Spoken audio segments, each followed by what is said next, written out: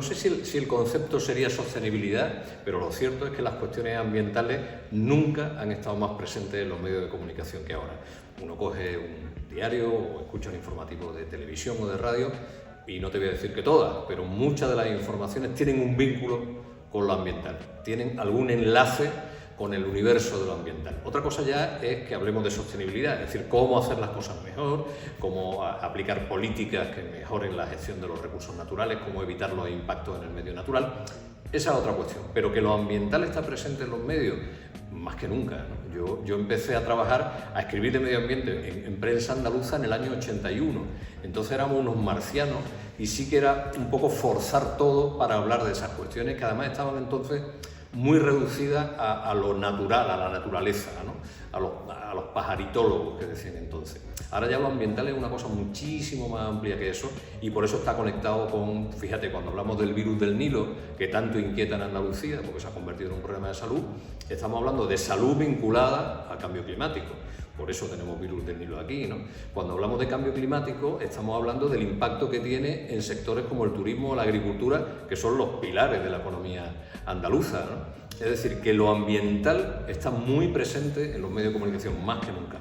Ahora hay una segunda parte que es cuánto de eso se traduce en hablar de hacer las cosas mejor o en acciones, pues ahí ya se reduce la presencia y eso tiene mucho que ver pues primero con el grado de interés que tenga cada medio en estas cuestiones, con la existencia de periodistas o comunicadores especializados, porque en realidad la materia prima está en la calle.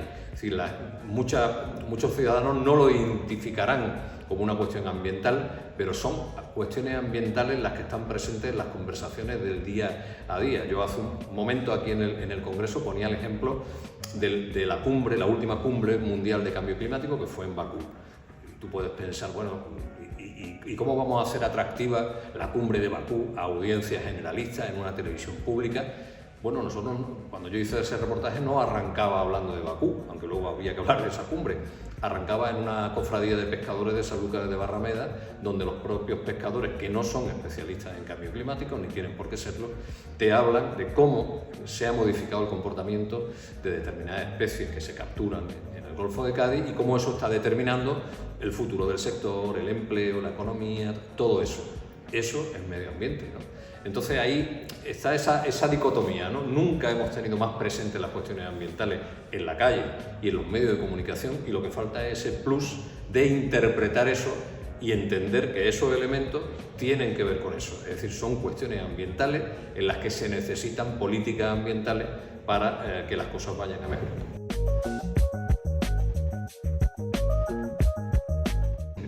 En las empresas ha pasado un poco algo parecido, ¿no? Las empresas, la mayoría se dan cuenta en un momento dado que la atención a las cuestiones ambientales es un activo para la empresa, no es una losa, no es... Yo también me refería hace un momento de lo que era revelar el coste de la inacción, ¿no? Si no hacemos las cosas bien, ¿cuánto nos cuesta? Porque parece que todo el coste está en la acción. Bueno, es que si nos ponen limitaciones normativas, es que si hay un impuesto verde, es que si además tengo que cumplir con unas directivas comunitarias. Sí, esos son costes, ciertamente, pero ¿y si no lo hago? ¿Qué coste tiene la inacción?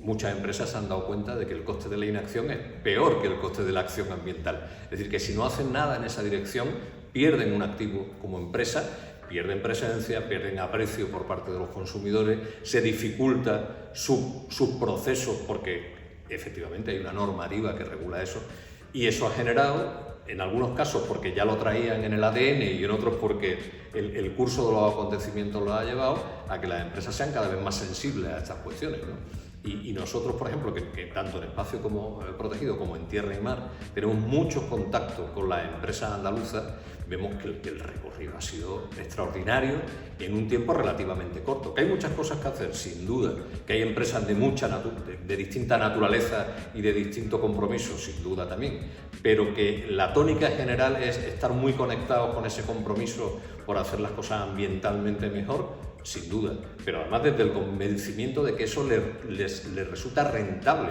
en sentido estricto, ¿no? No solamente de imagen, etcétera, sino rentable económicamente.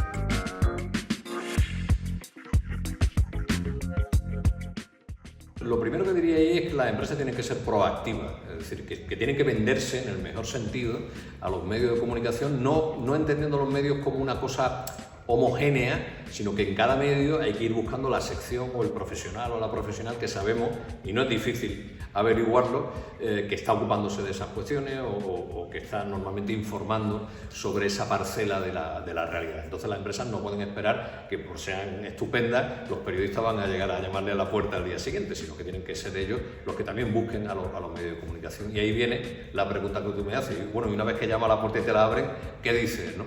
Bueno, pues ahí aparecen los elementos de innovación, de servicio público, de generación de empleo, de novedad, en fin, todo eso que hace atractivo lo que tú estás haciendo, ¿no? Nosotros, yo te diría que, por ejemplo, en nuestro caso, la mayoría de las empresas a las que prestamos atención en los programas suelen ser pequeñas y medianas empresas, ¿no? Que están muy ligadas al territorio, que responden a inquietudes muy domésticas en el sentido de cercano, que eso hace que sea atractivo para el programa, pero también para los receptores del programa. Le estás hablando, estoy pensando ahora en un reportaje de hace muy poquito tiempo, donde en un municipio de la provincia de Cádiz habían decidido, en una alianza entre empresa y ayuntamiento, instalar un parque solar en los tejados, en el techado del polígono industrial del pueblo, con lo cual evitaban impacto visual, no causaban ningún impacto paisajístico, generaban energía renovable para el municipio, pedagógicamente era un ejemplo para otros municipios, y entonces ahí estaban todos esos elementos de innovación, de servicio público, de responder a algo que beneficiaba a los propios vecinos. Todos esos elementos hacen que periodísticamente sea atractivo, ¿no? Si viene a contar lo que ya existe, que no aporta nada nuevo, que no supone ningún beneficio social, va a ser más difícil que eso lo venda a un medio de comunicación. Pero afortunadamente en el tejido industrial de Andalucía hay muchísimo que contar, muchísimo que contar. La gente dice, oye, ¿cuántos años lleváis? Pues llevamos más de 30 en los dos programas y no se acaba nunca. No, al contrario, nos falta tiempo para contar todo lo que se está haciendo.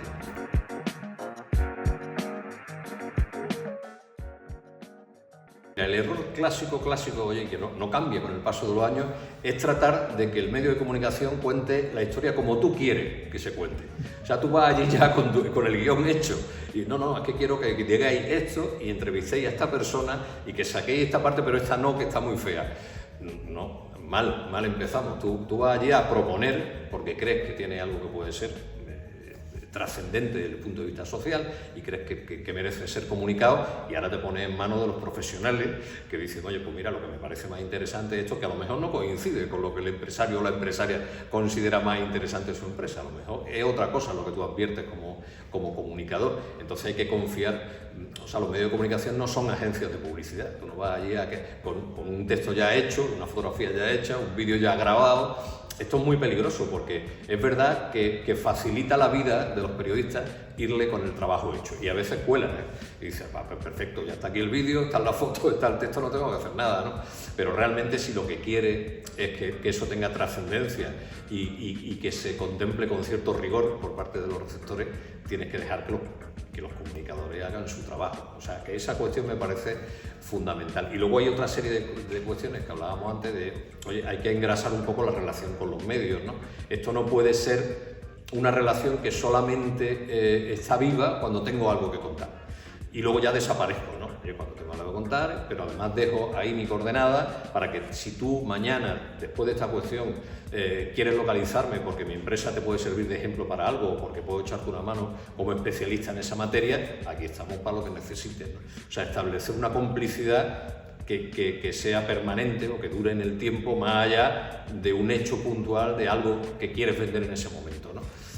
Eso a nosotros también nos resulta muy valioso y tenemos yo digo muchas veces bromeando, los tenemos en nómina, ¿no? Tenemos en nómina a una serie de especialistas y de empresas a las que recurrimos constantemente. A veces esa consulta no tiene ninguna visibilidad desde el punto de vista periodístico, pero nos resuelve, porque esa empresa sabe mucho de esa cuestión y entonces vamos a ellos a que nos aclaren un determinado concepto, a que nos ayuden a entender algo, a que nos pongan en contacto con alguien de ese sector, porque ellos los conocen mejor que nosotros. Entonces, esa otra cuestión importante, establecer una relación con los medios de comunicación que sea transparente y que esté viva en el tiempo, más allá de lo que queramos vender en el momento. Esas dos cuestiones me parecen muy importantes.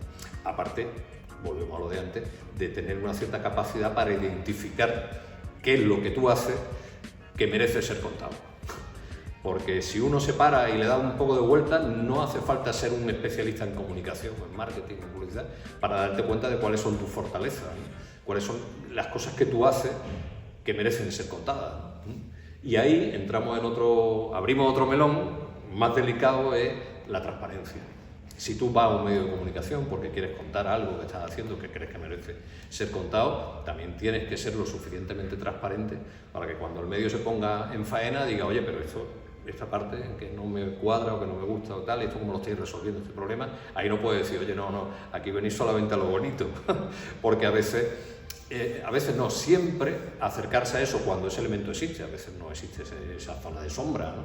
Pero cuando existe ese elemento que no está tan bien, el esfuerzo de transparencia de la empresa se convierte también en un activo. Esta empresa tiene la suficiente sinceridad para decir, oye, hemos hecho esto, creo que lo estamos haciendo muy bien, pero seguimos sin resolver esta otra cuestión, o estamos trabajando para ver cómo cambiamos esto, porque eso va a determinar también que lo otro que hemos contado sea todavía mejor, ¿no? Y eso también marca la diferencia entre una empresa y otra, ¿no? Esa transparencia y esa sinceridad a la hora de hablar de lo que hacen, ¿no?